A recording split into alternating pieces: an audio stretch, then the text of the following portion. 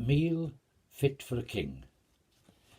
One fine special Spanish morning, we were invited, together with many friends, to a particular early party at the Ashcrofts.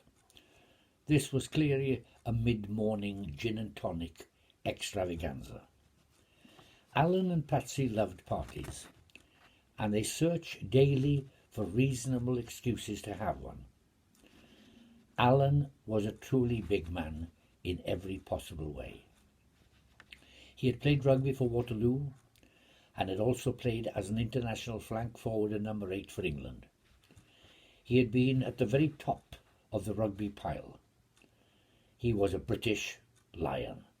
Need I say more?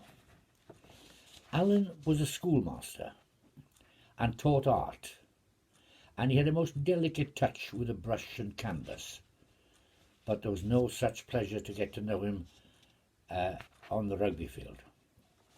He was a great character, and it was a real pleasure to get to know him and become one of his many friends.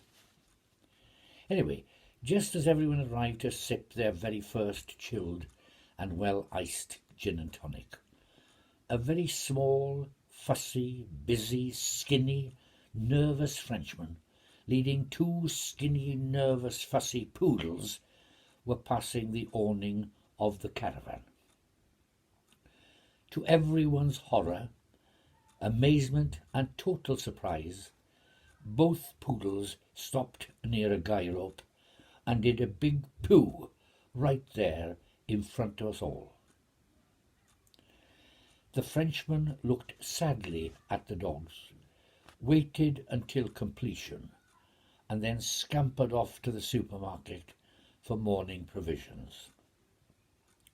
We all looked at Alan to see if there was going to be a suitable reaction. To our absolute surprise, there was none. Alan continued to sip his gin and tonic. We all pretended that the mess was not there and carried on with our drinking and early morning conversations. In a very short space of time, the Frenchman reappeared with his 2 naughty poodles. He was heavily laden with provisions for breakfast, including baguettes, roll bread and croissants. His caravan was only a few places further down the fixture and was at the end of a cul-de-sac, and therefore in full view of the party. He obviously was in charge of morning routines and proceeded to set up the table for breakfast for all the family. When ready, he ordered all the family to the table, and they immediately attacked the bread and the croissants and sipped the mugs of coffee. Breakfast was underway, and there was a decided air of contentment, even with the dogs.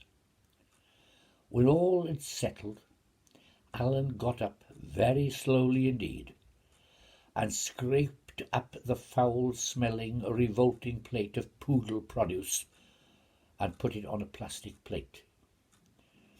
He walked very slowly and purposefully over to the Frenchman's caravan, and without the slightest concern for the barking, excitable poodles, Alan placed the offending plate very delicately onto the centre of the laden breakfast table, and in perfect French said, "Bon appétit." Even the dogs stopped barking.